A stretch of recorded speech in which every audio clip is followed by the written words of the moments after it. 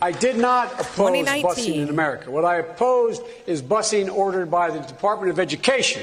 That's what I oppose. Making sure that we're able to make every single solitary person eligible for what I've been able to do with the with the COVID. With dealing with everything we have to do with. Look. The debate performance Thursday night was so bad, we are still talking about it this morning. Of course, Biden and family retreated to Camp David this weekend to circle up. And at first, Friday morning, Jen, there was a lot of reactions from Democrats saying, yeah, it's time to go. But then suddenly on Sunday, they're circling the wagons and saying, he's it. Circling the wagons is exactly the phrase that I was thinking of, because they've all gotten their talking points. They're all saying, oh, well, Biden's the only Democrat to ever beat Trump. They've all been given their marching orders, and I guess they're sticking with this guy, despite the fact that our country is not safe with him at the helm. Like, that's the thing that troubled me the most. I'm watching this debate. I'm like, can we turn this off, because other countries can see this right now? Yeah, it was a complete disaster. And I think really putting it into perspective for me is some of these comparisons, like we just heard from, even from Biden from 2019. If you voted for him in 2019, I do fault you a little bit, but at least he was coherent and he looked awake.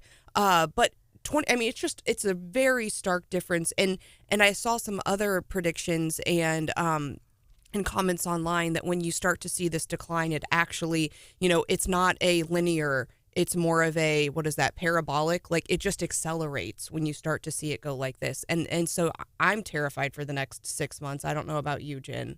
Yeah, he's in there at least another 6 months. And not only is his family putting him up to this, and people who have had loved ones suffer from dementia can see that this is obvious, and they're putting him out there, and it's kind of embarrassing for him, but it's selfish to do to our country. It is. Like, to have this man talk with world leaders and be calling the shots, and the one that gets the call at 3 a.m. if something goes awry, he can't in 3 p.m.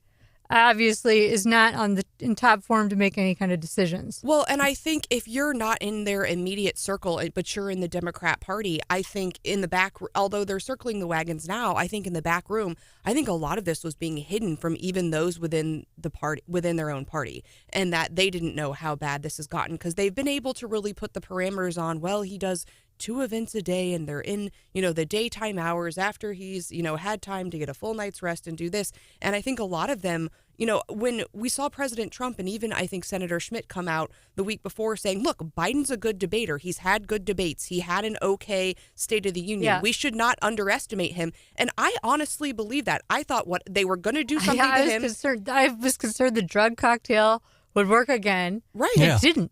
Like he had the State of the Union. The State of the Union, he had some sort of drug cocktail where he was coherent a couple of hours. That is no longer working. So how are you going to be calling him in the middle of the night? I'm not old like Biden, but I struggle at 3 a.m. if I get a call from someone who's gotten arrested or whatever, looking for advice. How is Joe Biden going to be here to like, okay, do we nuke him? It's really tough. Well, we are seeing some new polling out. CBS released some polling over the weekend, and what it says is just 27% of registered voters say yes, Biden has the mental and cognitive health to serve as president. That's awful. It's pretty telling, isn't it? It is. And so I think we're going to see that reflected in the polling numbers. We're certainly over the weekend, I saw new numbers out from the betting markets, which have been even sometimes a little bit more accurate than the polling. And the betting markets are showing that people are saying, yeah, it's all, Trump is surging. And I was in Vegas watching the debate. Oh, really? And it was like, darn, we should put money on this. But I was like you. I was like, all he has to do is show up and not die. And, the bar is set so low for him. But he didn't meet it. He really didn't.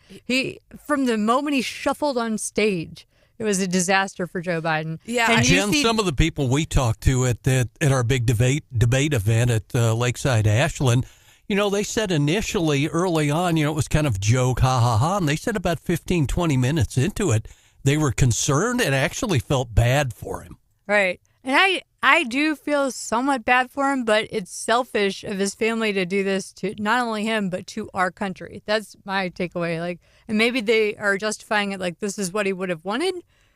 but that's not okay to want that, if that is even true. And they're running out of time. I mean, I see all sorts of debate online about whether or not they could actually replace him in time and how that would look and what would happen. And then, you see, will they jump over Kamala for somebody else? And he should step down now. In the condition he's in, Kamala should be president. Well, and it's interesting because people say, well, Kamala's even less popular. Who cares? She could at least handle a 3 a.m. phone call better than that guy. She could, but then they're saying, well, she's less popular than him. She can't win. But if you leave him in that position, are you not voting for Kamala? It's a vote for Kamala if you leave Biden there, right? Well, yeah, it is. Because at the rate he's going, he's not going to be able to. He'll be lucky, like you guys said, to serve out the rest of this year. But they're going to leave him in there until he's actually dead. Like he's brain dead at this point. I think so. It's rough. So we will continue to discuss the debate fallout. I was sad, Jen, you missed our big party. I understand. Yeah, it was a great idea. You were doing some celebrating. So, but yeah, no, we will continue that because I was sitting there thinking, gosh, I want to see the look on Jen's face. You always have some hot takes. So we'll cover that more this morning. We're also going to be talking with Scott Faughn at 7:10. We finally got the governor's line item vetoes out of the budget, so we'll be reflecting on that with him. We've got Mayor Ron Fitzwater at 7:35. They have a lot going on. They did some the grand opening or ribbon cutting of some pickleball courts. I'm so pumped. That is very Jen. Jefferson City new parking garage was part of the governor's line item vetoes too. Yes. Some of the funding for that. Yep. So we'll be covering wins and losses for Mid-Missouri in that governor's budget with Mayor Fitzwater. Again, that's at 7:35. And then we've got Congressman Blaine Luetkemeyer in at 8:10. Now, we talked to Congressman Alford on Friday about how they're going to try to make progress on these spending packages in a timely and manner in a way that it's supposed to be done, unlike what we've been seeing. So we'll get any updates he has there, although, of course, they are off this week for the holiday. Now, there was some big news, I think late Friday, John, about some corrections officers and an incident at JCCC. Can you tell us more about that? Yeah, that's the story we've been following, and that was 4 Missouri corrections officers charged Friday with murder, 5th with accessory to involuntary manslaughter, and that was in connection with the December death at the JCCC prison of an inmate who was pepper sprayed and put in a spit hood and restraints, who ended up asphyxiating, according to Cole County Prosecutor Locke Thompson, and they were looking at about as serious as the charges get in that incident. Now, Brian, you have some history with DOC as a public information officer. How common is it for these officers to get charged in a situation like this? With murder, it's Jen would know this better than anybody along with me. It is extremely. I've never seen it. No, it's just not happened. It's certainly not the time. I've been gone for 16 years, but I think it's important to note I am a former spokesperson for the department. But no, I don't know any of these officers that are former officers. They would have all been in grade school at the time I worked there. But literally, because they're so young. But no, I think it's fair to say, Jen, this is probably unprecedented. But there's 2 things that really stick out to me, and I do have updated stories. KWS.com. 93.9theeagle.com. I've got updated stories. I could not link to the probable cause statements because CaseNet was down this morning. It was down all weekend. But I think what's significant are 2 things. Number one, the 4 of them are from Southeast Missouri. So the CERT team, basically, I would assume, they're not going to say this, I'm going to assume they got a tip there was drugs, something going on. They wanted to sweep the housing unit for contraband. That is not unprecedented. That does happen from time to time. But I think what the significance of the charge against the one person who's local, Breanne Bradshaw, she's 25 from Jeff City, she testifies. It's in the court documents that she had known him. She had known this particular inmate, Othel Moore, from before, and that she didn't believe that she would make this up. But John knows this from reading the court documents. The charges just paint a massive amount of confusion that was going on. And there were probably 20 when he got put in this other room. No one checked on him. The only person that had the key was Bradshaw, allegedly. And then it was, at least as I take it, because it was about 7:50, may have been closer to a half an hour. They mentioned 8:20 and 8:22. No one had checked on him, and then he was pronounced dead. But this story did get some nationwide attention this weekend. All right. It's one of those deals, too, where CERT comes in, Brian, and you can confirm this. They come in with an overwhelming show of force and go into these housing units at high speed, low drag, so they can hit a bunch of them in a short amount of time, right? That's right. And again, that is not unprecedented. The CERT team is based, I want to say it's at Potosi. Now, again, I've been gone a long time. I assume it still is because all 4 of the CERT team members, the former ones, are charged. And one of them was But they were up here at Jefferson City Correctional Center doing this raid. And that's not totally, again, that they'd be bringing them in from the outside. But yeah, they've obviously had some. But I've never even seen an accusation of them pepper spraying someone and then putting a hood on them. That seems like a bad idea. And again, they're talking about their training, but again, just a massive amount of confusion on this. But those are serious charges. For the 4 CERT team members charged with second-degree murder, second-degree assault, the former Jeff City Correctional Center sergeant, is charged with involuntary manslaughter. Wow. So all right. and they'll all be in court today. All right. Well, and we heard from John earlier that the Jefferson City parking garage money was something that got the axe in the governor's budget. So we're going to be getting an update from Mayor Fitzwater later today, 7:35 for that. But Brian, the conference center is on the City of Columbia's agenda for tonight. What else? What is that about? I've never heard them talk about that, I guess. And then what else should we be watching for tonight? I think that's the most significant thing. I'd say the other thing would be the CPOA, the Columbia Police Officers Association. It'd be good to get them on the show tomorrow because they are saying that we have some serious issues with the pension. Donald Weaver is going to testify. But we have talked over and on and off for probably 15 years about a conference center in Columbia. And basically, CVB wants to do is asking for $61,000 to do essentially a market study. They've got enough space for 300 to 350 people, but they have other conferences that want to come in.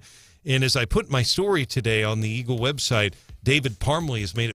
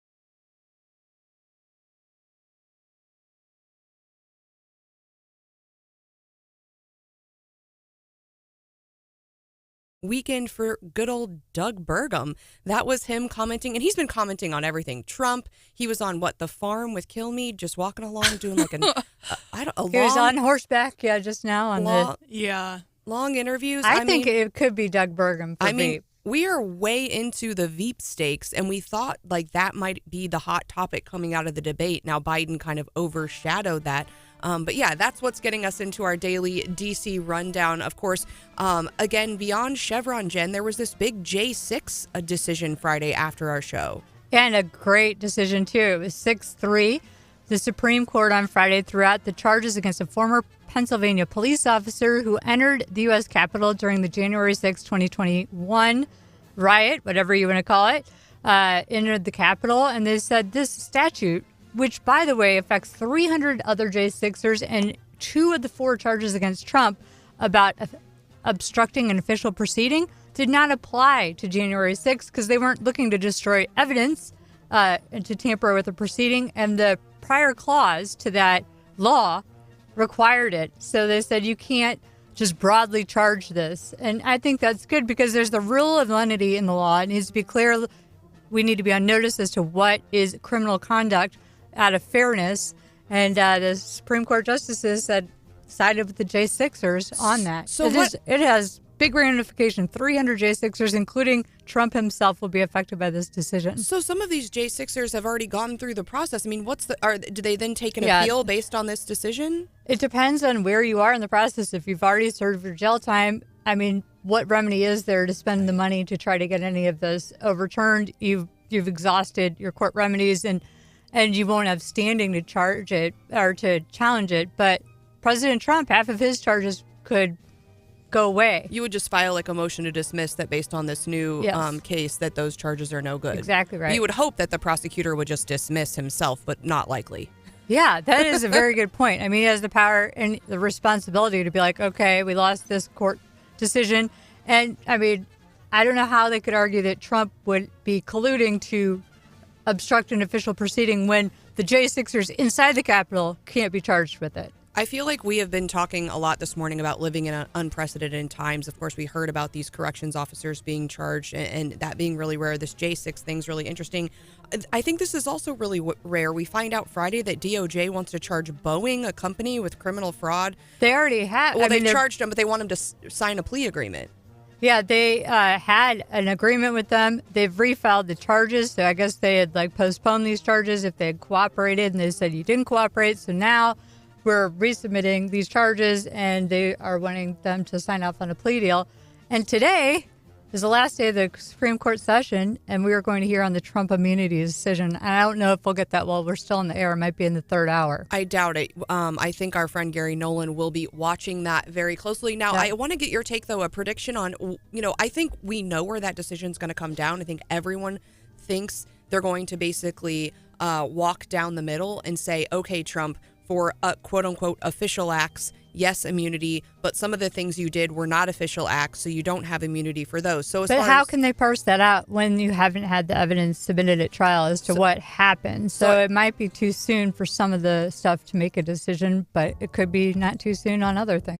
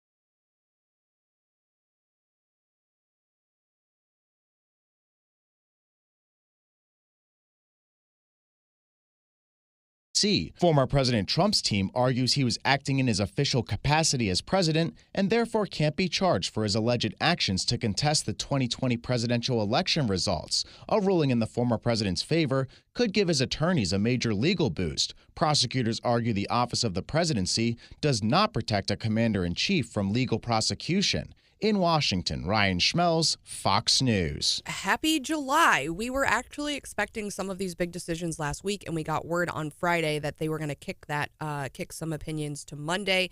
We are expecting that presidential immunity decision today. Of course, it has big implications, and in the legally, Jen, it has big implications. I'm wondering, being so close to the election, does it have implications outside the legal system and in the realm of public opinion? I mean, every time Trump's been charged, when he was convicted, it was a huge fundraising day for him. He's been able, it's given him bumps in the polls.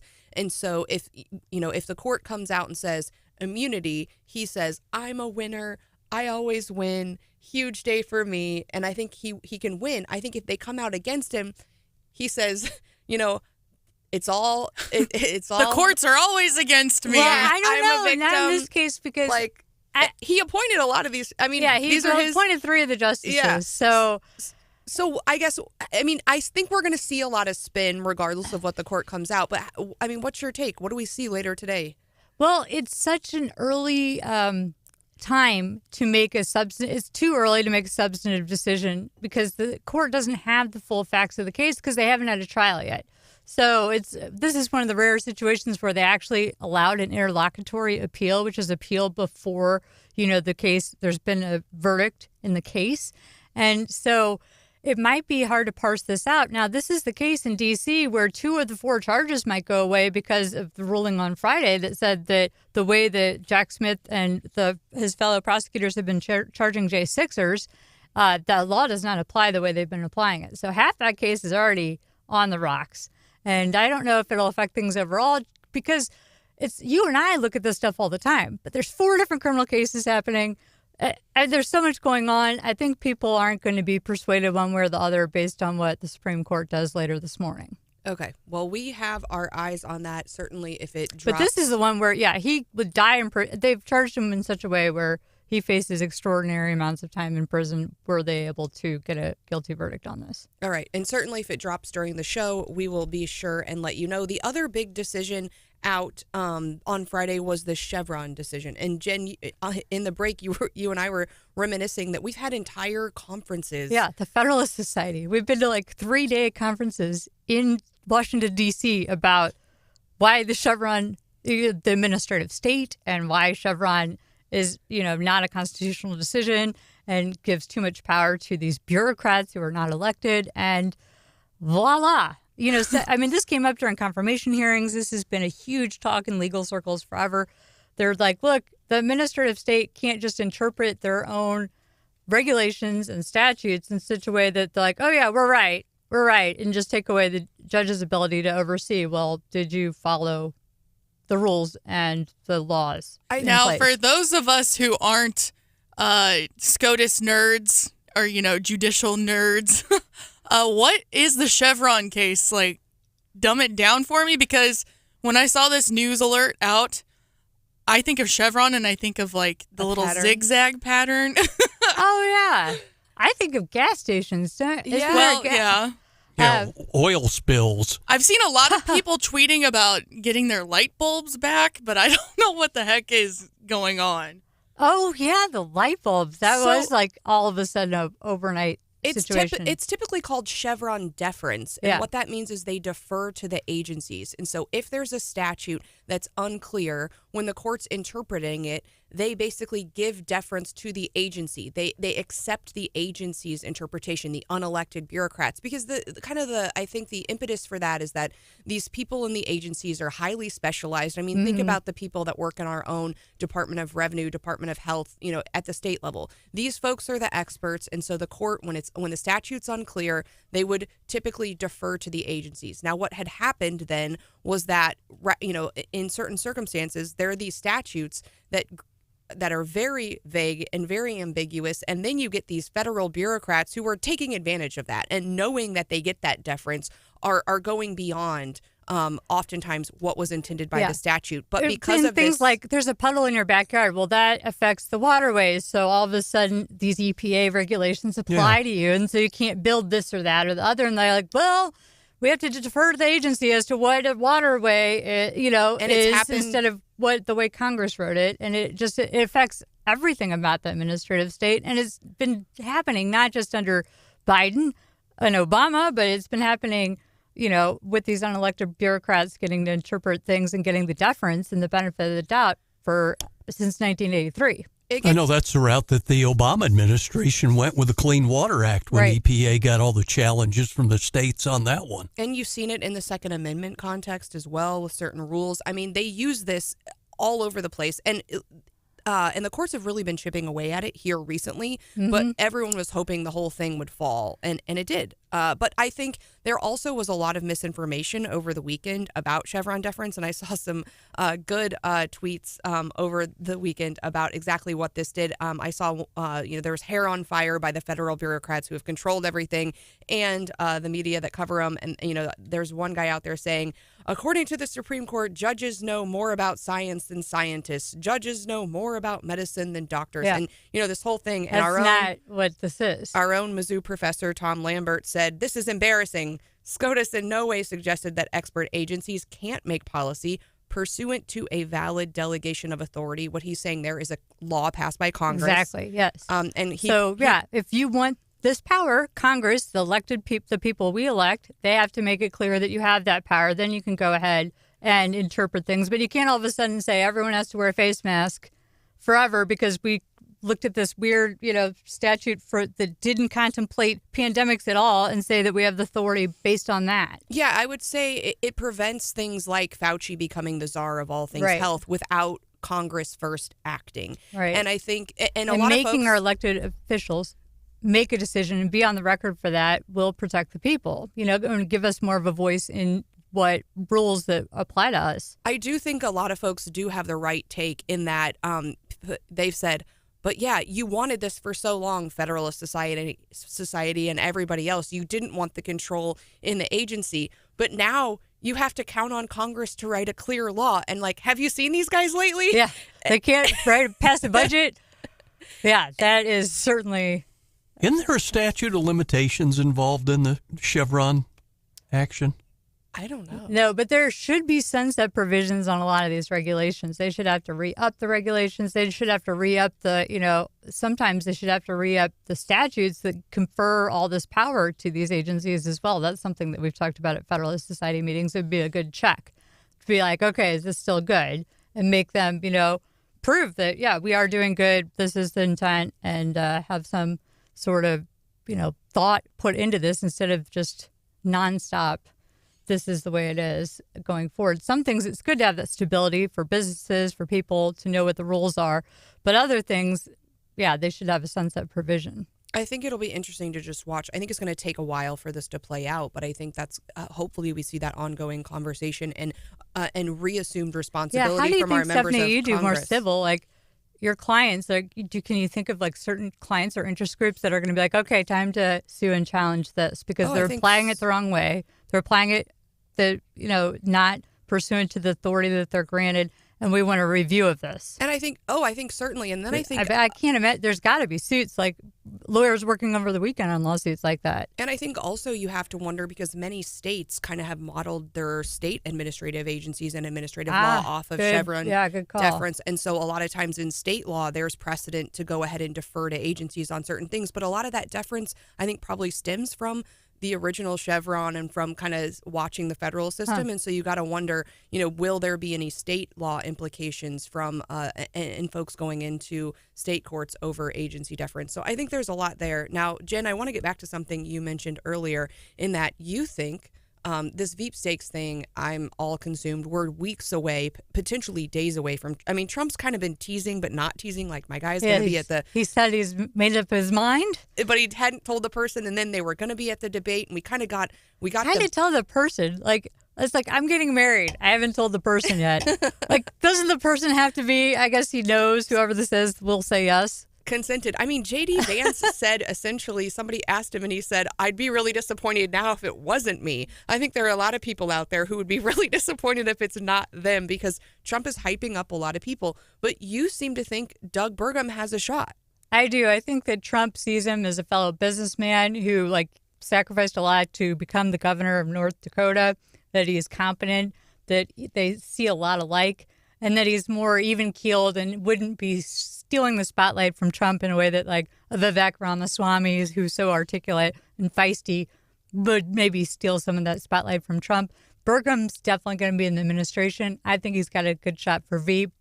We'll have to wait and see. He's going to be in charge of something big. So one of the debates we've been having here, though, is that Trump also is kind of, sometimes pulls something out of thin air. And so Mike Pence, I didn't see him coming. No. And Randy seems to think there's a 50% shot of Trump picking someone in the pool, this group that we know, Rubio, Burgum, any of those guys, or 50% of him grabbing someone out of thin air that we haven't. I would agree with that. Really? Yeah, I would agree. I mean, was Mike Pence on anyone's radar when he got picked? No.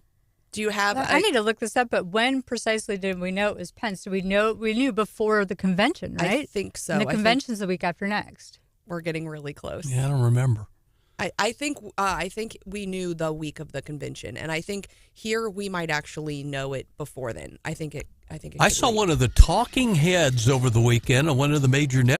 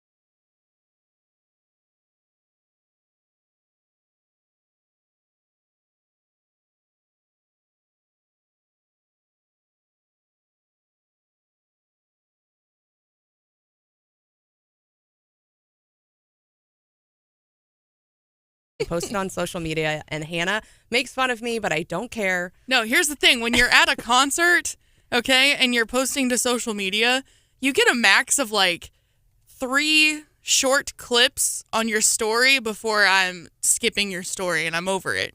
Fine. Do whatever you want. Recordings of concerts never sound like they do in person. Yeah. And so it's just, I don't know. There's some people who will do video after video after video on social media of the concert that they're at. And it's like, no, please don't. It was a very big weekend for concerts this weekend. Of course, there was a gal that we've mentioned who went viral, I think, last weekend. Have we mentioned officially? We're not mentioning what the words that came out of her mouth, but you know who we're talking about. And she went super viral. She was doing an on-street interview, but they have found her, and she showed up to the Zach Bryan concert in Nashville, came on stage, and a lot of people had their cameras out, Hannah, and were videoing that moment. Of course, she got a lot of selfies with folks. People were very excited. Has she actually been fired from her job? I think that was fake news that she was some teacher, but certainly she now has a side hustle, becoming internet famous. I'm sure she was paid to be there, and she did a little sing along, so you can see that. At the Zach Bryan concert. There was also like a big musical performance that caught your eye, Hannah, on Jimmy Fallon. Yeah, we normally when we're talking about Jimmy Fallon, it's because he made some, joke against someone we like. But this was cool. He teamed up with Miley Cyrus, and they reenacted a 1983 Grammy performance of Island in the Stream. Of course, Miley and Dolly Parton have a close relationship. Dolly, I believe, is Miley's godmother. So they dressed up and they look a lot like the people that they're impersonating, and they sound pretty decent. It was Kenny Rogers and Dolly, I think, wasn't it?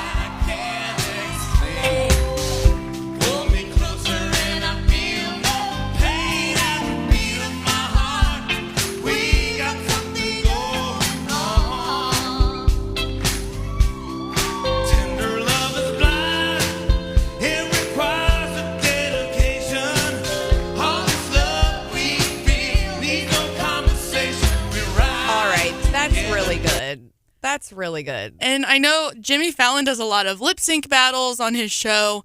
He'll sing like silly songs. And he does like with the Roots, like he does all sorts of little bits. Yeah, but I've never, I guess, realized that he can actually sing.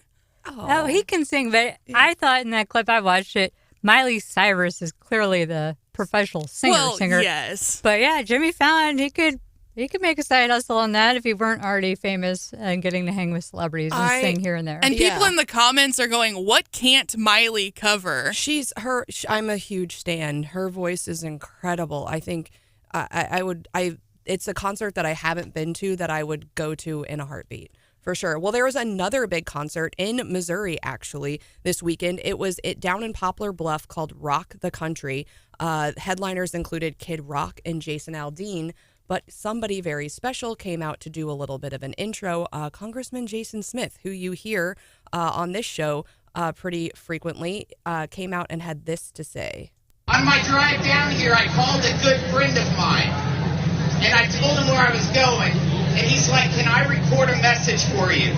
Oh. He had a big night last night. Let's play it. I want to say hello to a fantastic group of patriots gathered this weekend in Poplar Bluff, Missouri.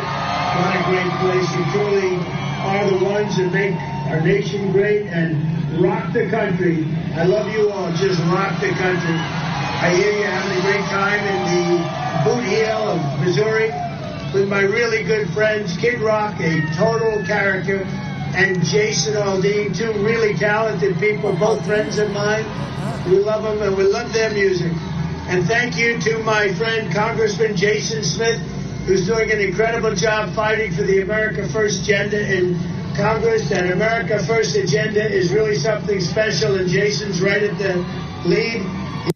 That is so smart. I hope that that's just one example of him using congressmen like Jason Smith all over the country to get the message out and to pump up people, because people are in a good mood when they're at the concert. You're getting kind of a tacit endorsement by Kid Rock and Jason Aldean when you play something like that. And it takes almost no time out of your schedule to do it, but it can have a big impact in getting out the vote and maybe getting donations as well. Well, and it just makes me really excited seeing like that connection with Congressman Smith and Trump. You know, everyone says they're close to Trump, but it's clear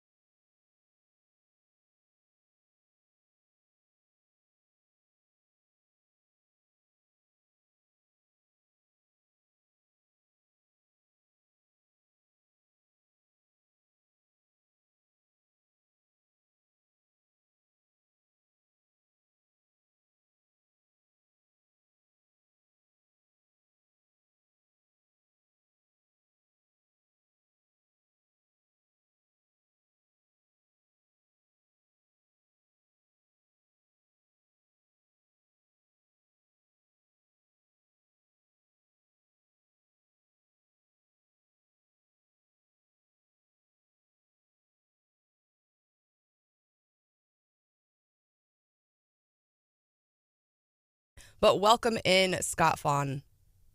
Absolutely am excited that Jennifer is in. I always learn something. Not even learn something. I always take something I used to think and then don't think it anymore after I listen to Jennifer. Well, which for an idiot is good. Have you consulted the Stein of Knowledge about whether or not Joe Biden drops out of the race?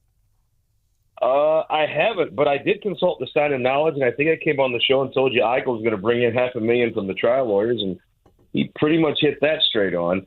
I think it's going to be interesting to see what Biden does, not just for the national ticket, which, I don't think any Democrat can also look you in the eye and say that guy could be assistant manager at Target, much less president. What's he going to do for these races in Boone County? I mean, you've got a couple state House districts the Democrats took last cycle, and I think they're planning on keeping, but that's planning on keeping a district that Joe Biden won. I think the swing I've seen is 4 or 5 points. That it's just not feasible if you have a person who's not even lucid at the top of the ticket. I think Missouri. I agree. It doesn't get people excited to get out and vote because people go out to vote for the top of the ticket, and I don't see Democrats being excited, especially those who don't vote every time, to go and vote for Joe Biden. And I don't know if the Trump hate is as strong as it has been the last 2 times, the last 2 races. I think Trump hate's strong with some folks, but I think also, look, is Donald Trump an honest person? God, no. Would you buy a used tractor from him? Only if you're a fool. Would you let him date your sister? Only if you don't like her. Donald Trump's a flawed human being, but he is lucid. I mean, he is actually in the room with you. And look, we're all going to be there one day. I have a lot of sympathy for Joe Biden. But by God, that wife of his, man, what a power-hungry freak. I mean, to do that to your husband? That gal, I always thought, to me, I've always found Joe Biden to be a nice guy, and I assumed his wife was nice. And I still think Joe Biden is a nice guy. He's the kind of guy to give you a Werther's original or something. He's that old guy, when you're visiting your grandpa, he's nice to you in the nursing home. But that wife of his is a sicko. I mean, well, I think she's in over her head too. But she's like entering Hillary Clinton territory, I think. She is. I mean, that she's just out of necessity, though. Like to tell people to push this old guy out there with the tennis balls and the walker, and the guy can't walk, and she's out there forcing him to run for president of the United States and look like a fool. I mean, I personally think it's like with George Washington. The greatest amount of statesmanship is when you willingly give up power, like he did after 2 terms, and set a pretty good precedent for the rest of them after him. Joe Biden would be quite the patriot and quite the statesman if he just admitted the obvious. That, look, I want to do this. I thought I could do this, but I'm not sure I'm the right person. Well, Jill Biden, the Democrats put somebody else up. She's complicit in him running despite the dementia, but I don't know if she's the one that's making that call. The scary thing is who is running the country and why are they having someone who's clearly not mentally fit go for another term? Because they want to stay in power, because they are in power right now. And did I see that Jill Biden was gracing the cover of, was it Vogue? Yeah. Unfortunately, they trust her this time, or fortunately, I guess we should say, because the debate was embarrassing enough on Thursday night to have Jill Biden pick out her Vogue cover outfit. She's actually in something that is classy and nice looking, but that is the most... I used to get that magazine for free because I buy fancy clothes. I got it for free for years. They are nothing but nasty to Ivanka Trump, Melania Trump. They're supposed to be a fashion magazine. And then Jill Biden, who can't dress to save her life and wears the goofiest stuff, they praise her to high hill. Kamala Harris's stepdaughter had a mullet, and they had an article about her praising her. So Vogue, the old Kentucky waterfall. Big in for the left. They are. Well, Scott, I saw, so for the most part, I've been on a high since Thursday night. We had our big debate watch party.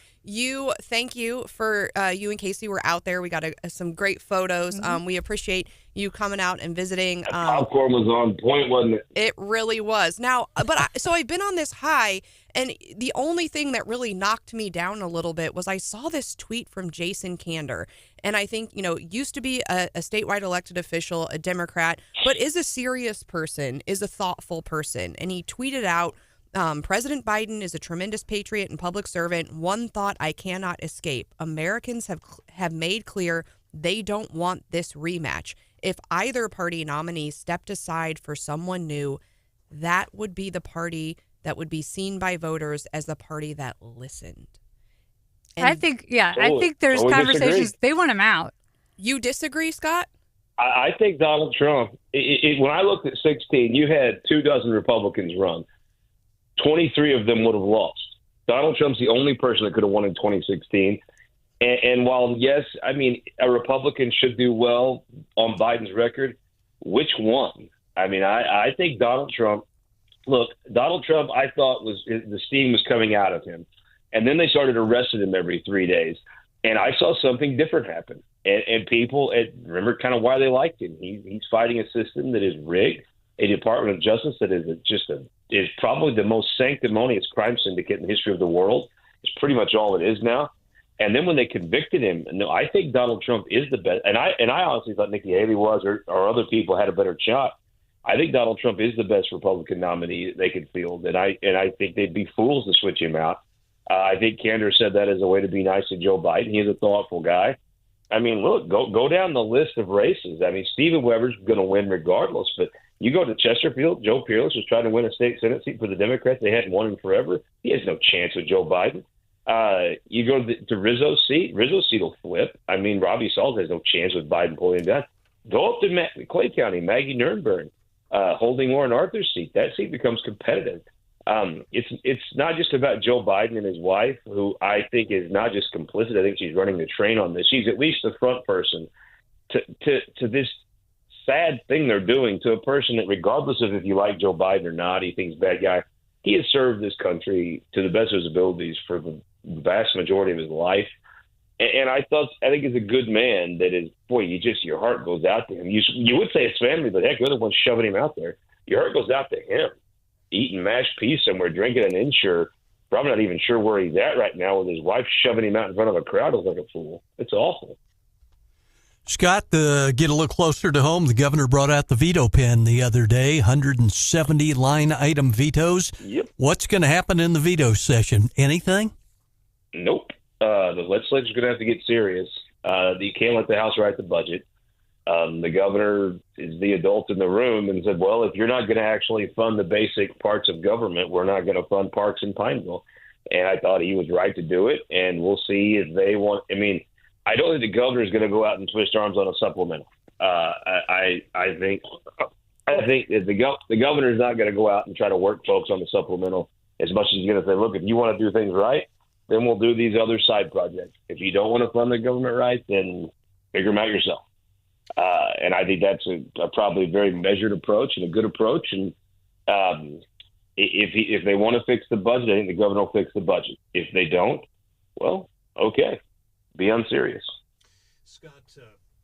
Scott Faughn is our guest, Missouri Times publisher. We appreciate him joining us live. Scott, I mean, I think the media has missed a little bit of a story in Jefferson City. I mean, if this were a Democratic governor vetoing $1 billion out of a Republican budget, or a Republican governor vetoing $1 billion from a Democratic legislature, would get more attention. But the fact is, it's a Republican governor line item vetoing $1 billion out of a Republican legislature.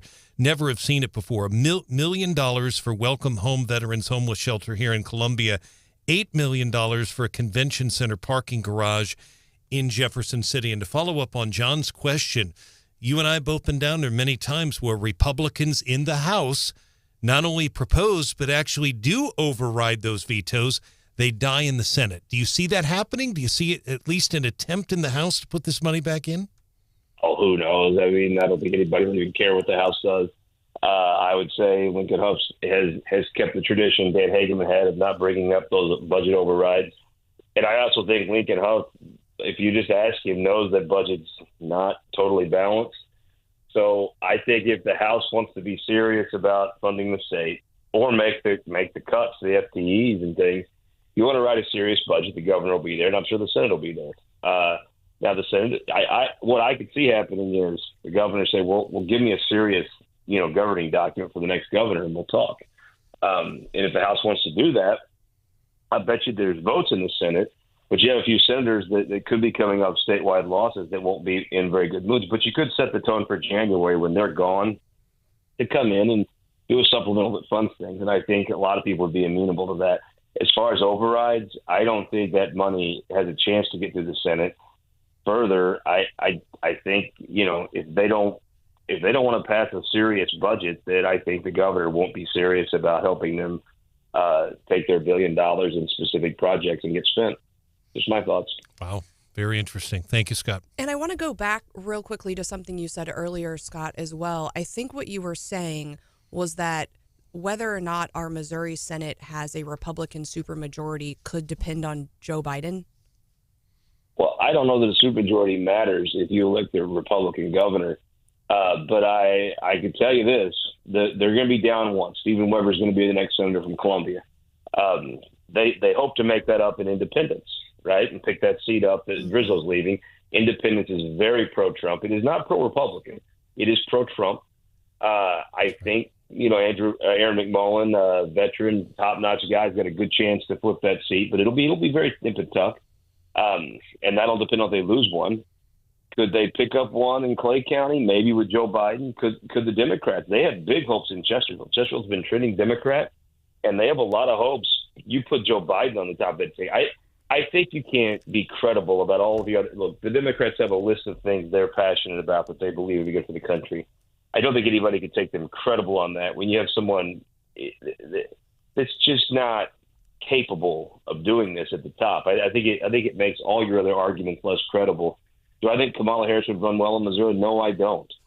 But I think she'd run better than Joe Biden does in this condition. Well, and what we know is a lot of our elections will be decided with the August primary. And today marks 36 days left. When we talk with you next week, we will be under 30 days. Now, I know you love to tell us that you make these predictions and they come true. What are Missourians going to see in this last 30 days? And do you have any any projections for AG, governor, secretary of state? I think it should be real strategic. I don't know if y'all are still members of the Washington Federal Society, but if you are, you shouldn't be if you care about Missouri. I think they're going to pour tons of money telling you that the Missouri War hero is awful and that the only person you can elect is someone from Harvard. If Missourians buy the pig in the poke, I tell you what, if they buy, they're going to sell high because it's going to be, I think another $4 million got sent from Washington and Harvard to Missouri.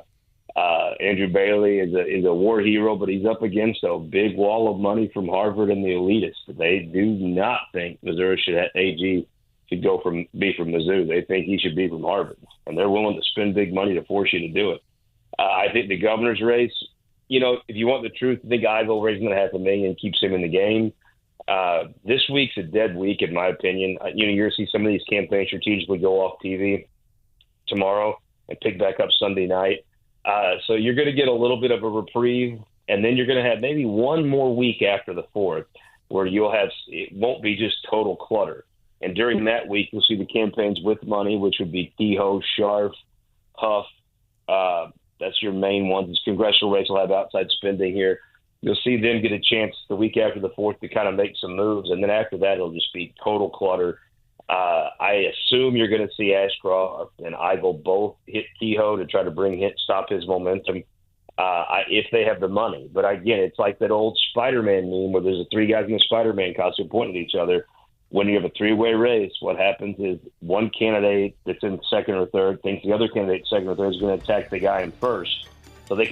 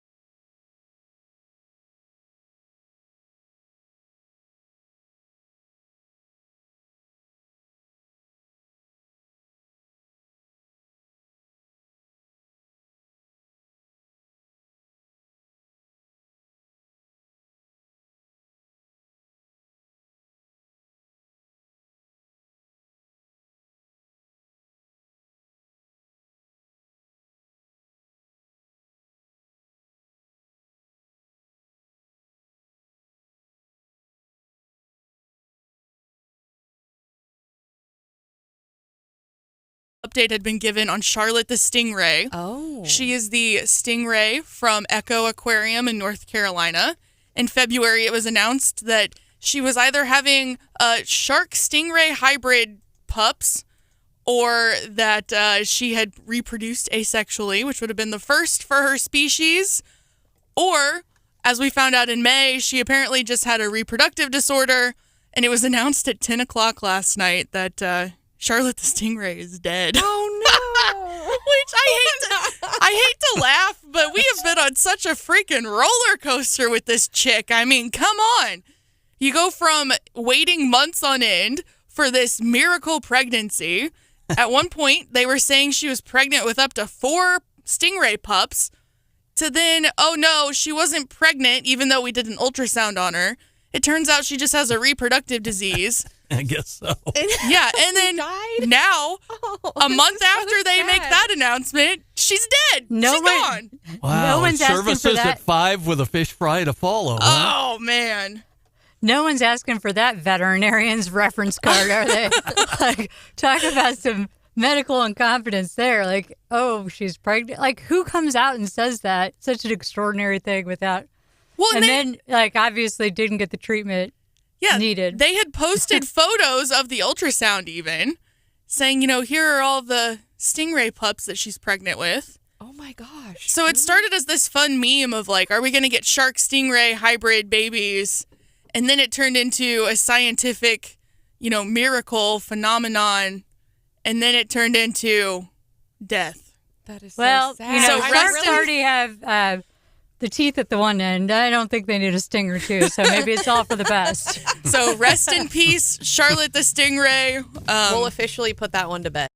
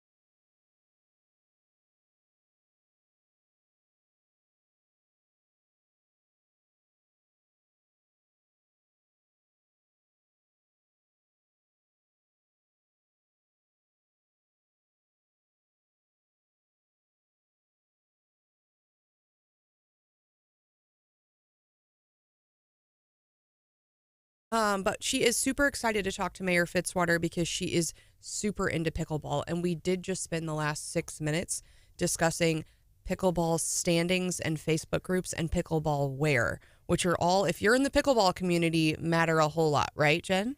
Well, some more than others, but I do own a cute pickleball outfit or two. But we have some big news that does have a local connection because Dylan Frazier, who has been number 3 in the world in pickleball, ranking, had a big win yesterday. Who hails from Ashland, right? He's from Ashland.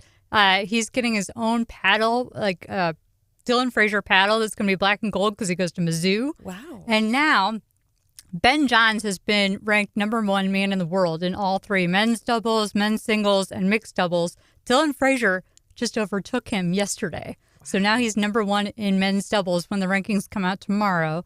Local boy making good. I am going to have to let cousin Andy know for his sports show that if they need a pickleball correspondent, that you are on it, Jen. All right. You played in the Show Me State games, didn't you? I did, yeah. And my family makes fun of me by how much I bring up the sport of pickleball. I love it. Comes up a lot. Will pickleball be in the upcoming Olympics? No, I don't think so. Oh, it's not an Olympic sport? That surprises me. But it's a growing issue, and it's a growing, obviously, sport, but it's come up at the city council. Well, and they had a ribbon cutting.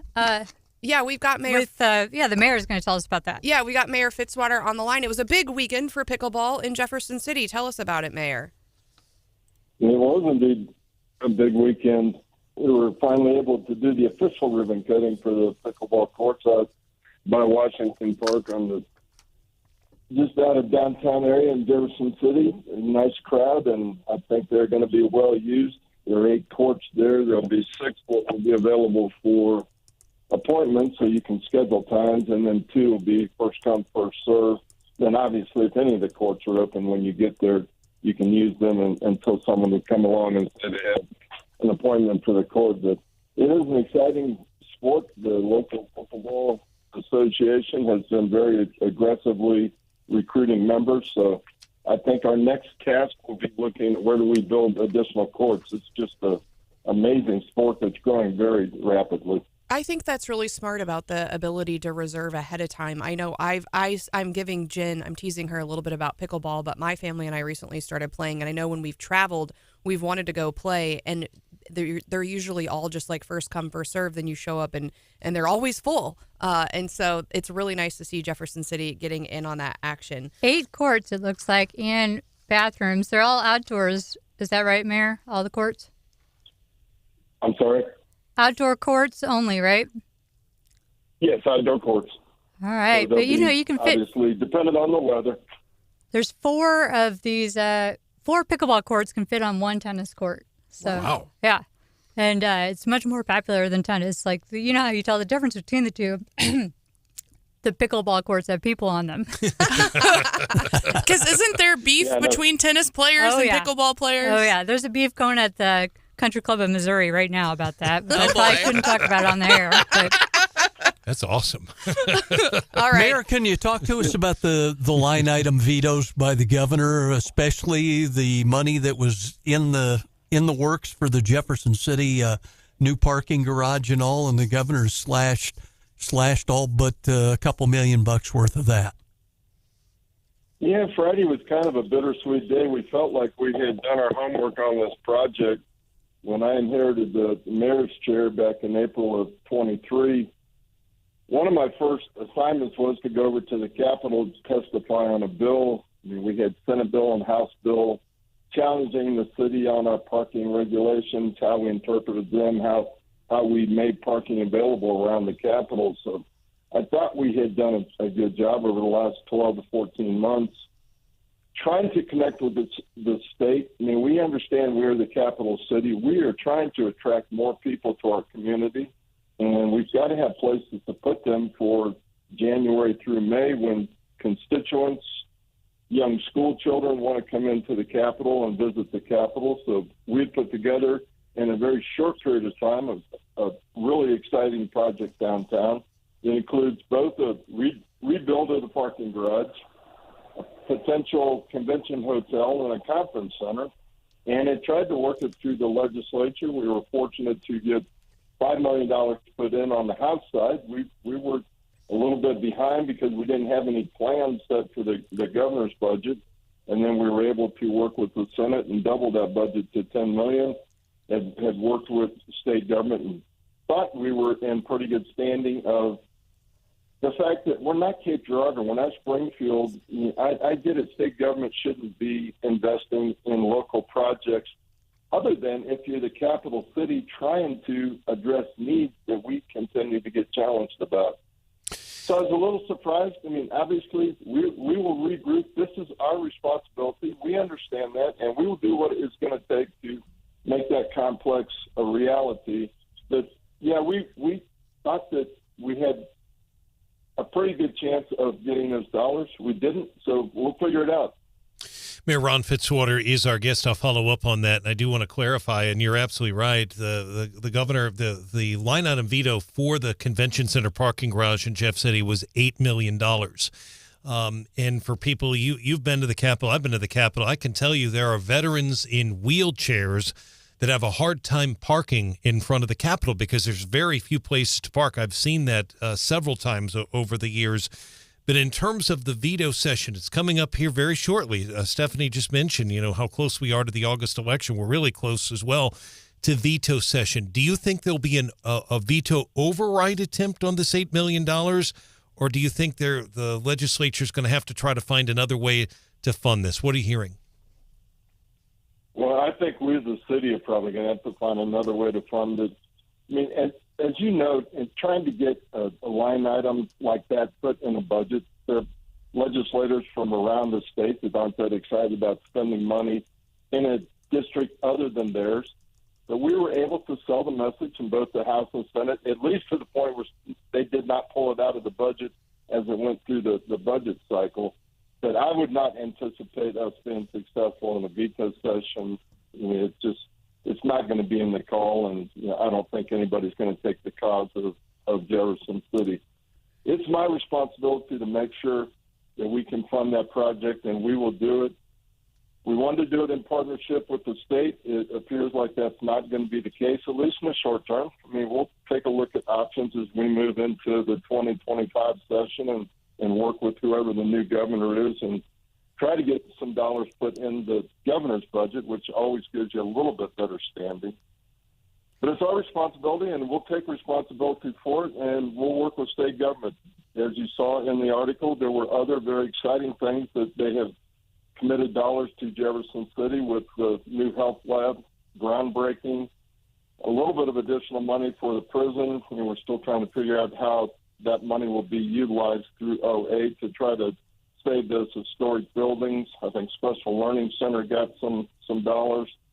Airport got $3.4 million. We're very appreciative of that. I continuously talk about the importance of that asset to our community and what it brings to our community. The city has been investing dollars there. So there were positives in the budget, but it was a little surprise to me that we did not get the full $10 million. But we'll move ahead. That's politics, and we'll move ahead, and we will live up to our commitment. That is going to continue to be an exciting project, and hopefully in the future the state sees the importance of it and comes back and works with us.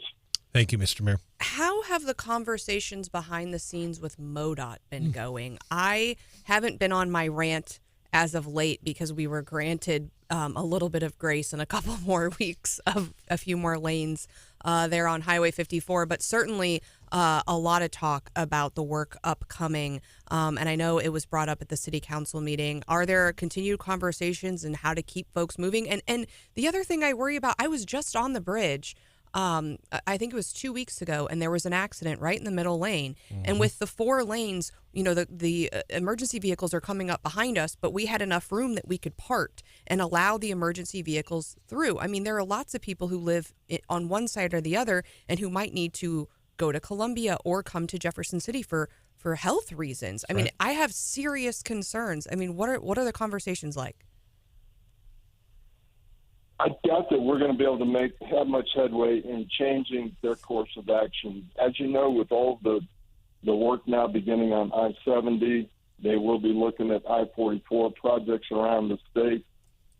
They have very limited time frames when they can get specific projects done. And, our discussions with them indicated that this was the time frame that they could do that piece of the project, because they're looking at it as a long-term, all of 54 up to eventually connecting in where I-70 will be totally rebuilt in Kingdom City. So it's very frustrating to us. Summertime is a very important time. We've got a lot of guests and visitors that pass through town, but the ability to leverage on this project is probably very minimal at this point. I will say we've enjoyed a good relationship with MoDOT. They've made some investments in the community over the last 12 months in overlaying a lot of our key arteries. So we've had a good relationship. When you sit down and look at the calendar of things that they need to accomplish for the state, this is a tough one for us, and we get that. But they're looking at projects all over the state of Missouri and trying to make individuals happy.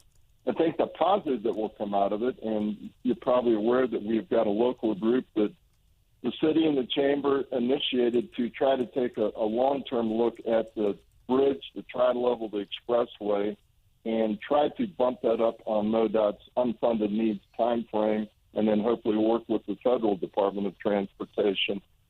I think this will get people's attention, the fact that we have got to push for an investment in that entire corridor, and we as a city are very aggressively a partner in that project and are going to continue to work with it. And I just want to add one thing, because I know MoDOT is listening, and you're absolutely right there about the tri-level. That's a huge deal. But Stephanie, MoDOT's talking about, the mayor is asking MoDOT to move it up. I remind MoDOT, you're listening right now, MoDOT, the governor of your state came on this program and said you need to consider rebuilding and redesigning that interchange.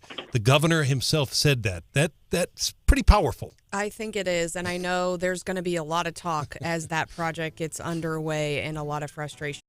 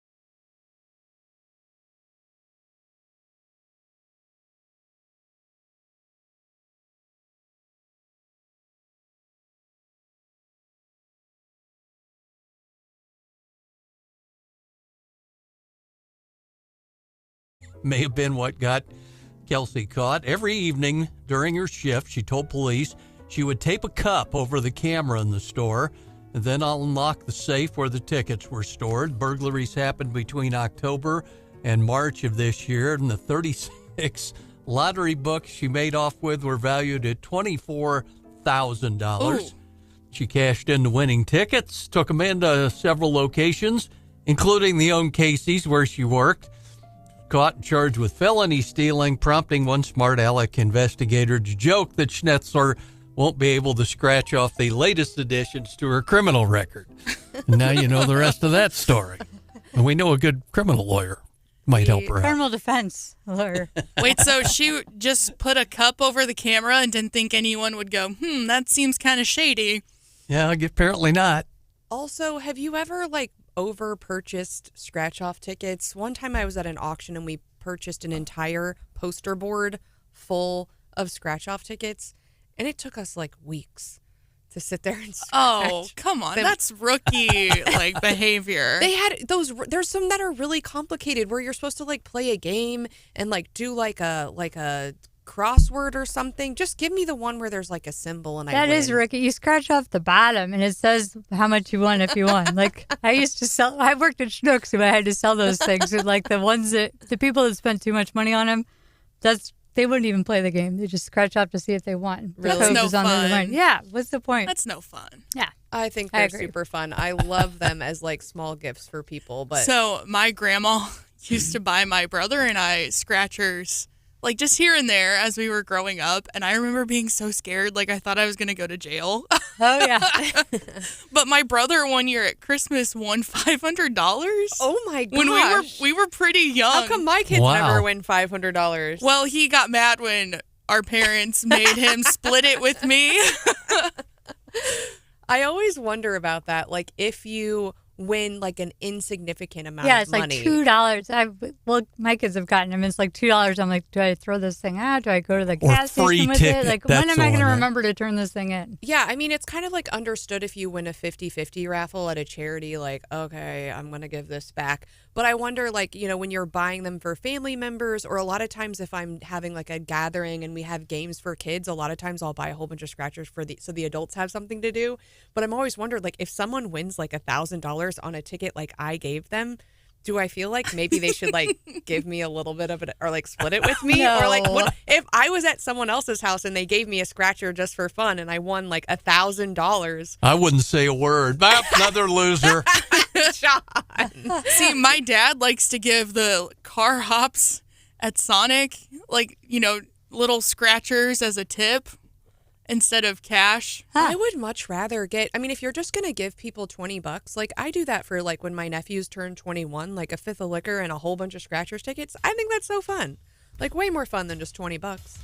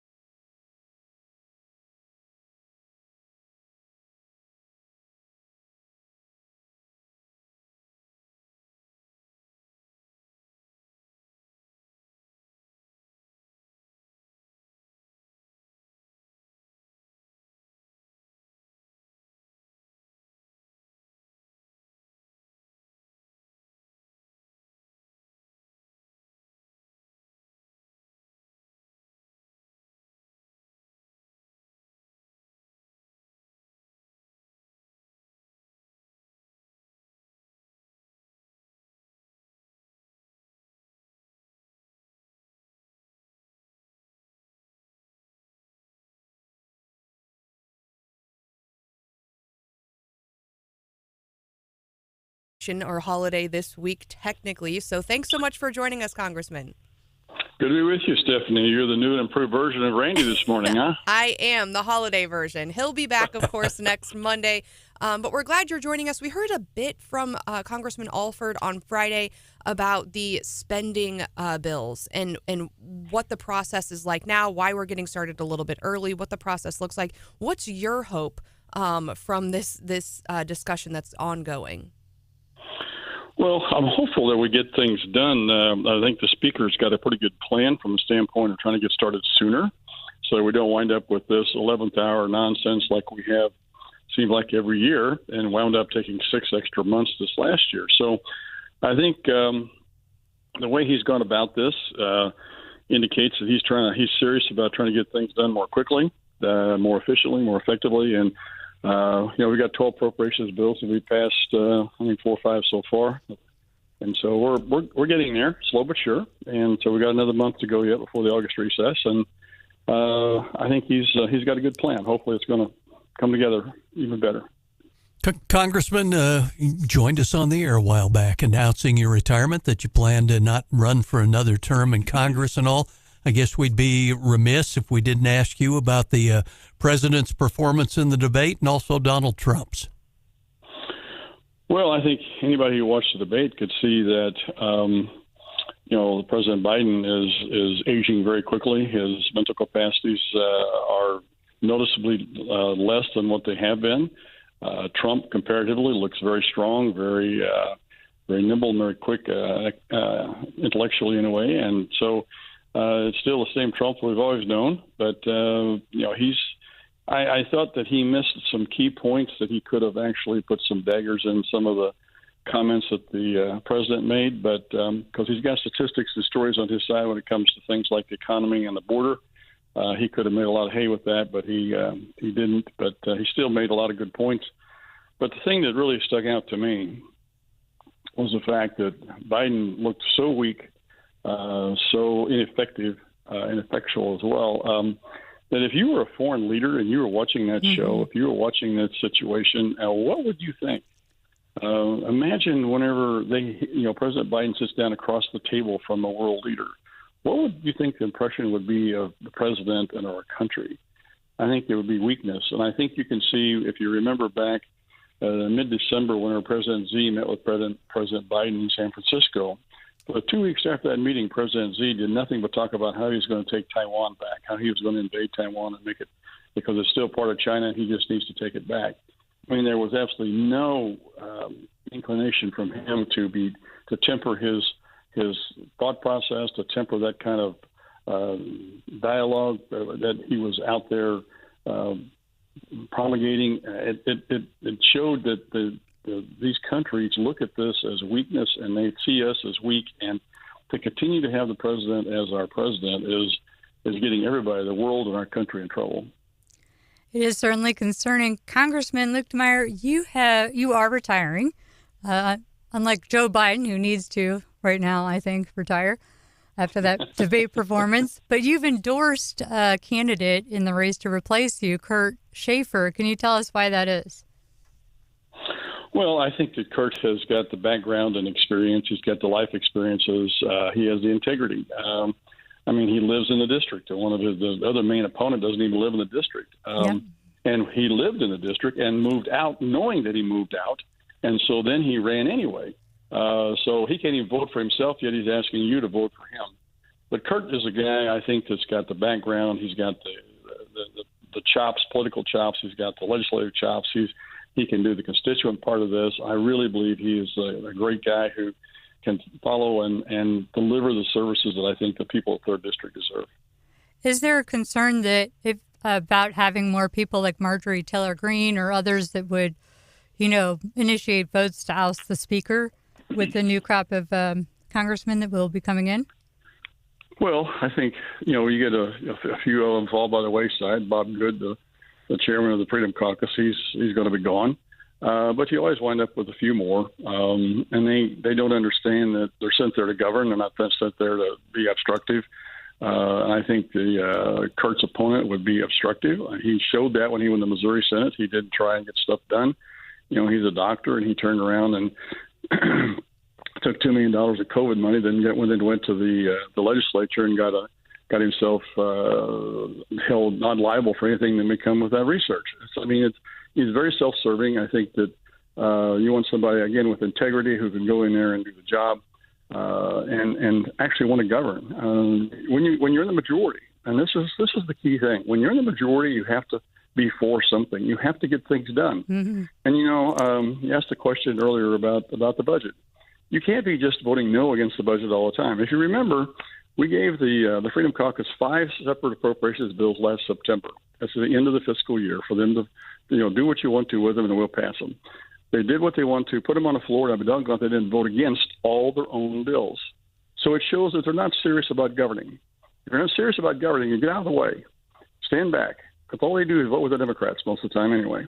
So they're not really Republicans. And so they're sent there in the majority to solve problems for the people of this country and to lead this country and hopefully make it a better place and protect it against what the rest of the world is doing. And if you don't want to do that, then get out of the way, because this has got to get done. We have to protect ourselves and lead our country forward, not backward. Well, you don't get on TV with your unless you pull stunts as much if you're busy doing your job.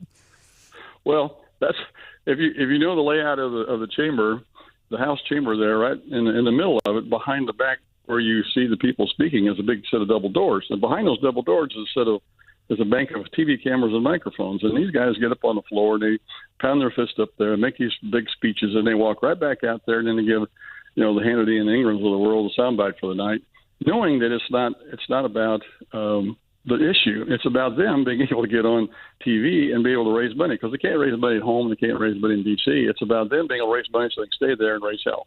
That's what this is all about. Now, and in fact, Marjorie Taylor Greene said the same thing in a meeting one time. She told us exactly what was going to happen. So that's just the way it is. Well, now I know a lot of folks, watching Missouri over time, it matters who our delegation is, because, so much money can come back to the state with the right people in place, and we can really have a lot of influence. And I know with the retirement of Senator Blunt, and now with your retirement, you kind of wonder, is Missouri going to have that same standing? But I think, it seems like in the last several months, some of our folks are really stepping up. We just heard Congressman Smith, obviously is in a very important position and was at a concert and kind of had a message from Trump to share with folks in Poplar Bluff. We've seen Senator Schmitz out in front, kind of being a surrogate for Trump. As your time comes to a close, and as you see some of these other folks kind of rise up, where do you see Missouri in this position in D.C.? Well, I think that's why it's important. I know Congressman Alford is looking to get on appropriations, and I think, we have 4 big main committees. You have appropriations, Ways and Means, Energy, Commerce, and Financial Services. And Ann and I have both been, Wagner and I have both been on Financial Services.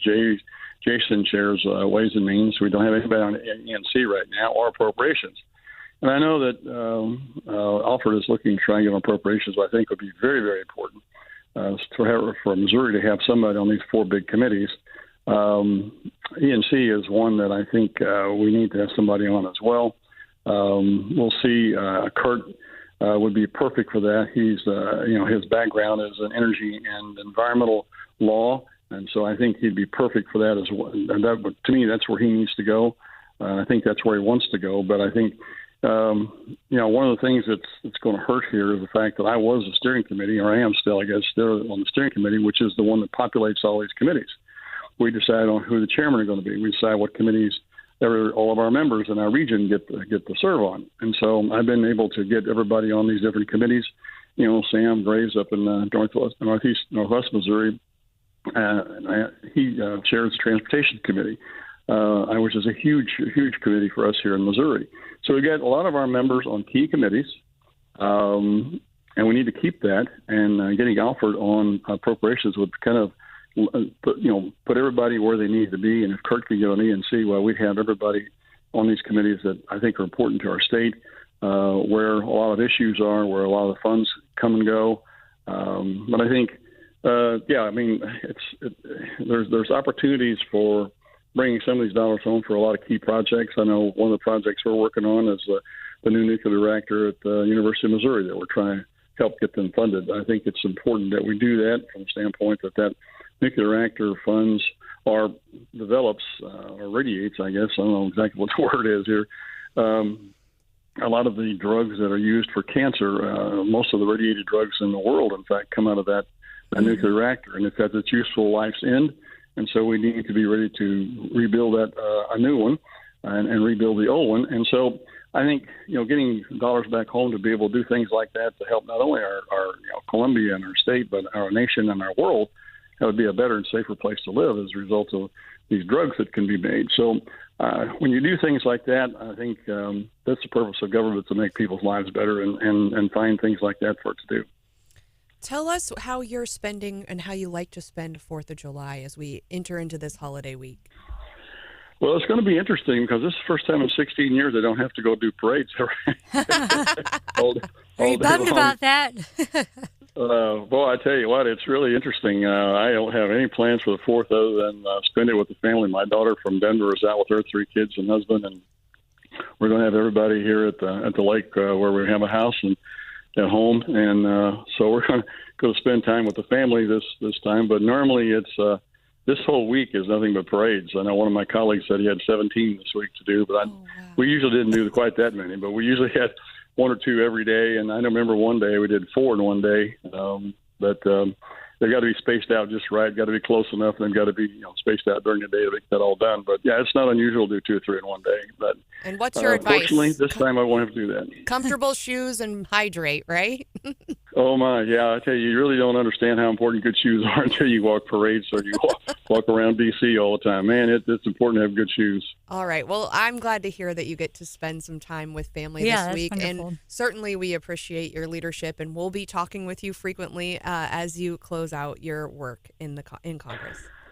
Thank you very much. It's been great to be with you. Good speaking with you guys this morning, and wish everybody a happy 4th. Remember the sacrifices that were made by our founding fathers to be able to give us this special day in a special country.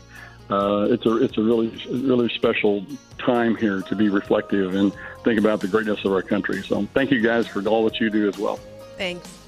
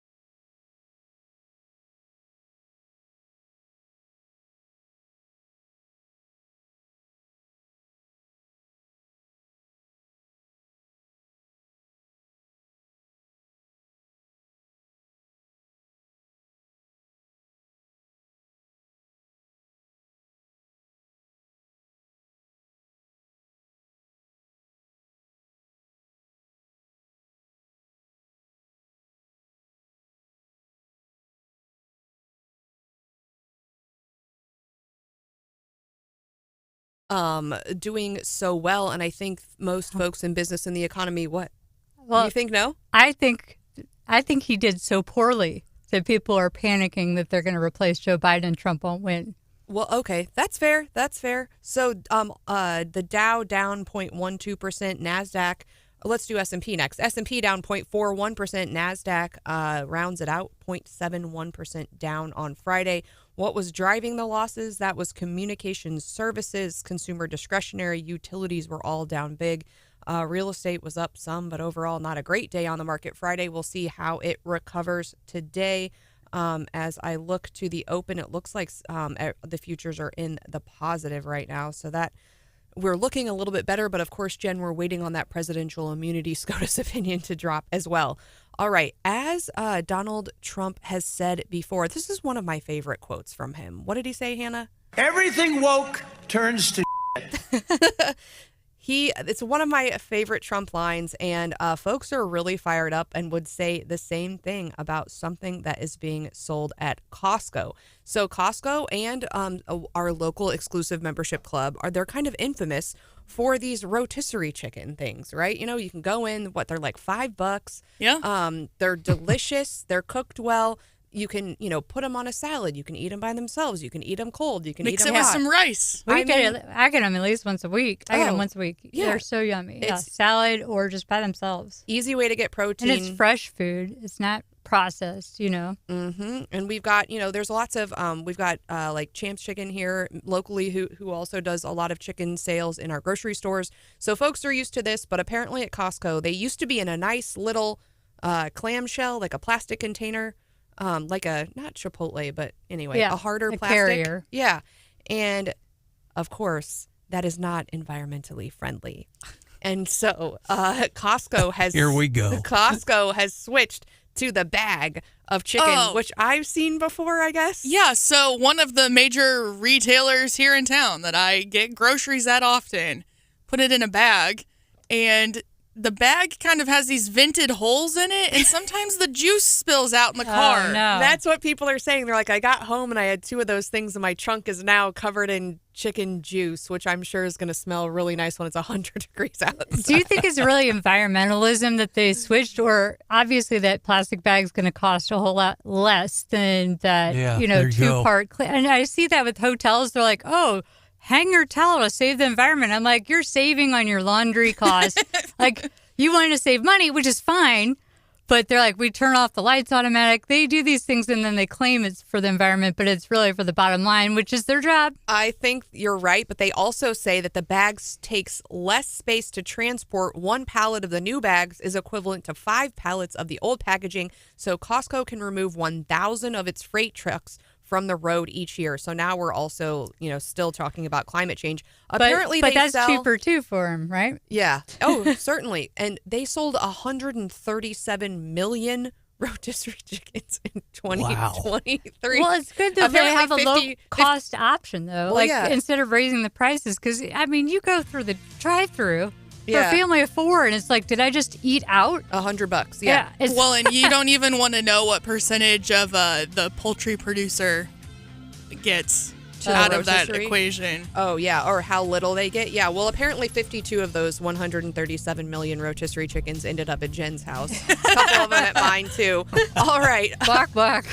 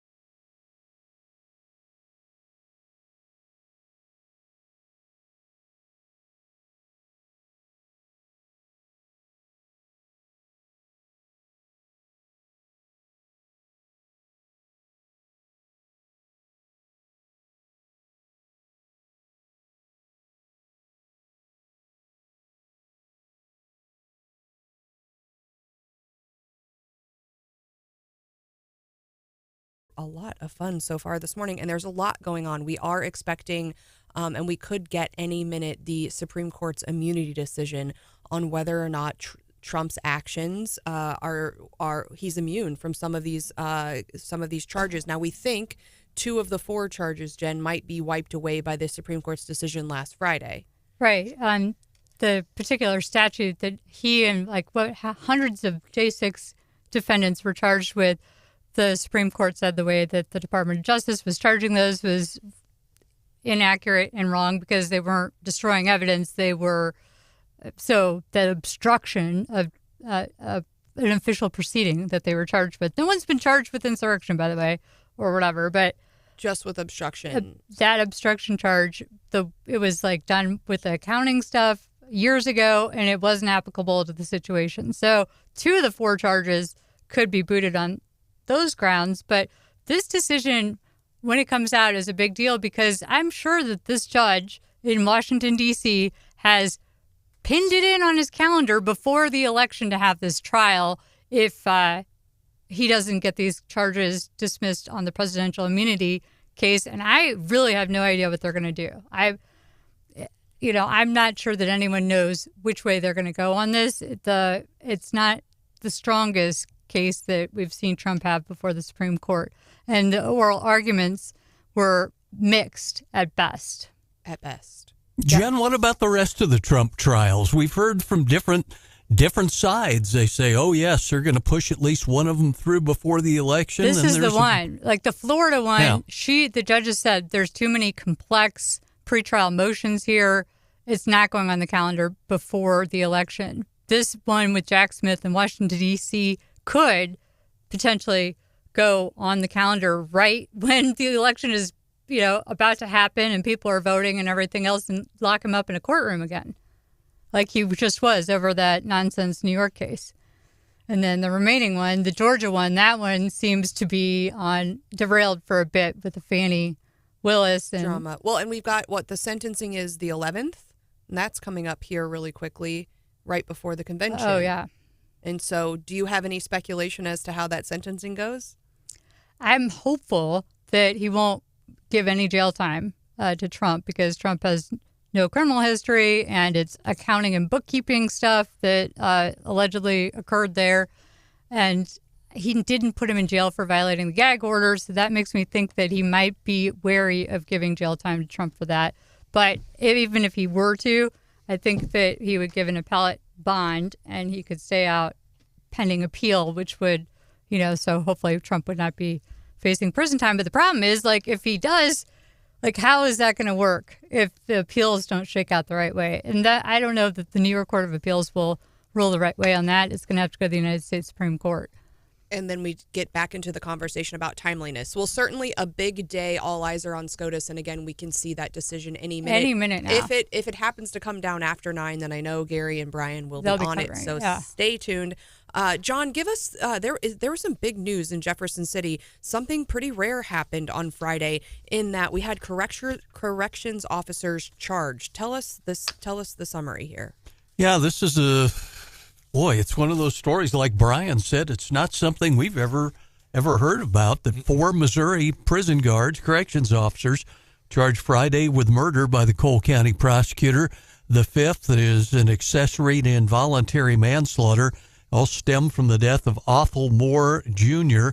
back in December of last year, who during basically a CERT team search of his housing unit was pepper sprayed, had his face covered with a mask, and died of asphyxiation.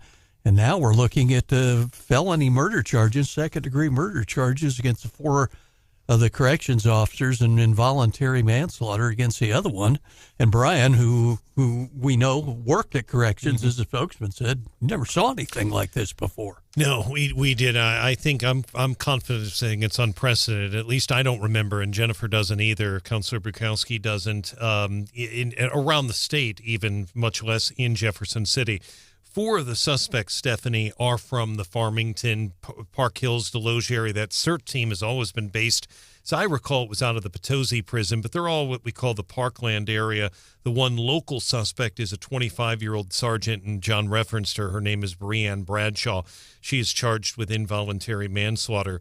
But it's pretty graphic, 939theeagle.com, KWS.com. He was placed allegedly in a spit hood, leg wrap, and restraint chair, transferred to a housing unit. There's a lot of confusion, according to the court documents, a lot of confusion even between the people, and at least 2 of the suspects who were charged say that they followed the procedures they were taught. Wow. It's pretty rare, though. They indicated that. That's what they said. Have you ever, I mean, we've never seen this type of charge before, as far as you can recall?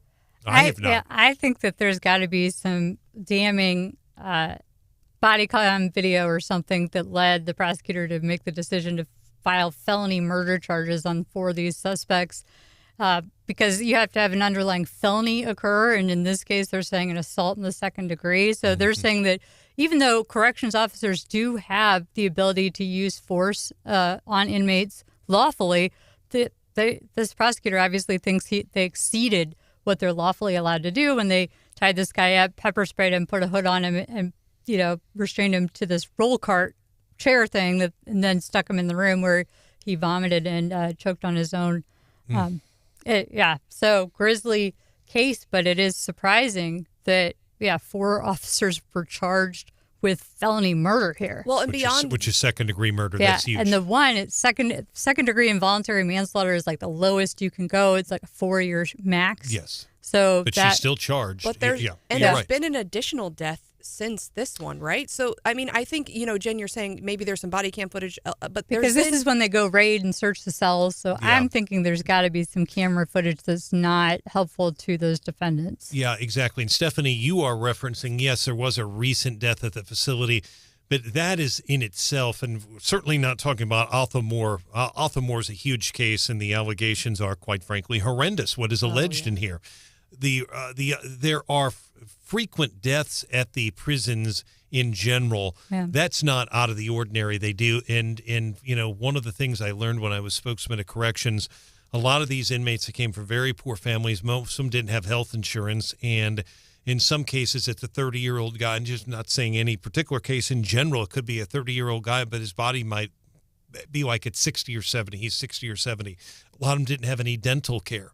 So some of them, and a lot of them have a history of substance abuse and alcoholism. But in general, I didn't, not to say that this most recent one is that. I'm not saying that at all. But I certainly don't think there's allegations this most recent person was murdered. The Arthur Moore case, though, is murdered. And Jen, I'm confident saying it's unprecedented, these charges. I've never seen anything like it. Yeah, especially given that, I mean, you see cases where corrections officers have been killed and inmates are charged and put to death and whatnot. But for the prosecutor to not feel that the use of force here was justified to the extent that felony murder is charged here, that is significant. Well, and of course, they're in court today, so we'll have any updates for you in that case tomorrow. Jen, we're getting a bit of breaking news here, I think. You had kind of got wind of this over the weekend because you're directly involved, but there's been a public posting now of an RNC ruling about the delegate slate in Missouri and who's headed to the national convention. I might be now. You I might was be, but originally supposed to be. So give us the breakdown. So the day of the state convention, the credentialing went horribly. We heard about it. It took a long time, and then apparently there was some sort of like coup or takeover, like a surprise, takeover. Yeah, Pat Thomas joined us to kind of talk about what had happened, and she basically said it was a small group of people who decided they were going to run the show. And so they took over. None of the people that, they put together a slate of people who have like contributed to the party through volunteer work or financially or both, were on the slate that I was on. And this other group, I'm sure they're active in the party and whatnot. And some of them are great people, I'm sure. And I'm not saying anything disparaging about them. But it was kind of a secretive thing, came out of the blue. And they're saying there was a challenge to it because not all the rules were followed. And apparently the RNC, I was surprised to hear, agreed. And so now we might have to swap out 20, but they're going to appeal that. And so it's like, am I going to Milwaukee the week after next or not? I don't know. Yeah, I think it's really interesting because following the convention, the Eigel people really took credit for it and said, oh, it's the grassroots, it's the Eigel people. We, got rid of those rhinos, which, I don't wouldn't know call Jen a rhino. But how am I a rhino? Because I helped the party out. I don't get that. But so they were chalking it up as a big win, and they've been absolutely silent so far on this. I don't know what they're going to say, with respect to this. But again, I think there is still time to appeal. But even if is what you've been told, Jen, and even if there is, then we're getting awfully close to the convention is my point. Yeah, and who would decide that? Is it still the same judges that would decide? Or are they just looking at a brief? Like, I'm not sure. I'm not a lawyer involved with it. Other lawyers are handling it. And so I'm just, I guess, I re-penciled it back into my calendar to potentially go to Milwaukee. And we were all going to go. Like, remember that? Yeah, so... Who knows? Maybe we could throw that effort back together. That would be fun. And I think ultimately, in the end, whoever goes from Missouri, obviously everyone's supporting Trump. So, ultimately for the state. But I think there are other issues that these delegates get to be involved in, whether it be different committees and other things. The platform committee and all these things. So there's a lot that goes on. So it's kind of what you're saying is it's in flux right now. We don't really know. It's a lot of what the debate is with these delegates is circled around as a platform, hadn't it? Yeah, that was a big thing at the state convention. They ultimately didn't adopt a platform. But, the bigger thing was who gets to be the Missouri delegates. I think that was their primary focus. And our national committee woman and national committee man were both ousted, too. And I don't know if that remains in effect. I am not involved with the appeal, if there's been an appeal of that. But as far as I know, that still stands. Well, and I think that's kind of at the heart of our primary elections, too, is like who is the leader of the Missouri Republican Party? Just like, I think right now we've crowned Donald Trump again as the leader of our national party. But I think, which direction the party is heading and is it which. Well, it's all in a state of flux, especially with these primary races. We don't know who our next governor is. Right. So I think it's true. But I think that same thing that's kind of bearing out in these statewide races is also bearing out amongst the internal party struggle in that what direction is the party heading. And I think we're going to learn a lot over the next couple of months about which direction the party is taking. An interesting thing is Eigel and Ashcroft were on the slate. They put both of them on the slate that took over. That's now been turned. Now they won't get to go if this appeal stands. Eigel and Ashcroft won't be delegates anymore. And Jen, and to the point that you and Stephanie are talking about the future of the party and who is going to control it, there's actually been a very interesting discussion on the Wake Up Mid-Missouri Facebook page after Hannah's poll about the straw poll about the governor. And interesting is one word to describe exactly. it. And I will tell you, there are more than one, probably 5 or 6 Eigel supporters that are they didn't agree with the poll, but some were basically saying if Kehoe's the nominee, they'll sit on their hands. Now that is interesting. Now those are not Ashcroft supporters; those are Eigel. But again, that I think is a microcosm of what you're talking about. There kind of is this internal struggle within the party about who will control it, and of course, the Democrats have their own issues.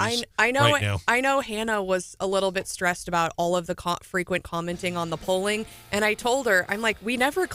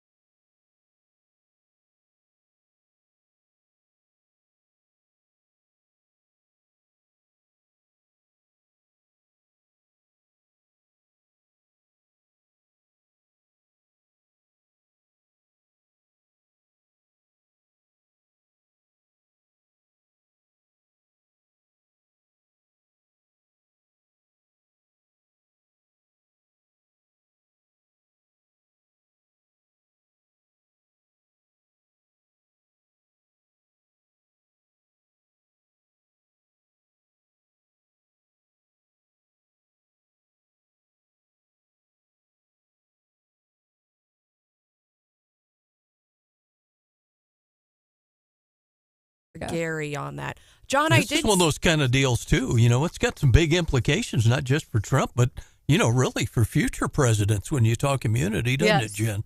Yeah, certainly. I mean, if you're president of the United States and you potentially face criminal charges for things that you do while you're in office, you're going to be hesitant to take actions. And so that's the whole argument here. It's like you can't tie the hands of the president. He needs to be able to lead and not be concerned that as soon as he leaves office, his political enemies will want to lock him up, which is exactly what has been happening here. Exactly. Bankrupt him, lock him up, lock his family up.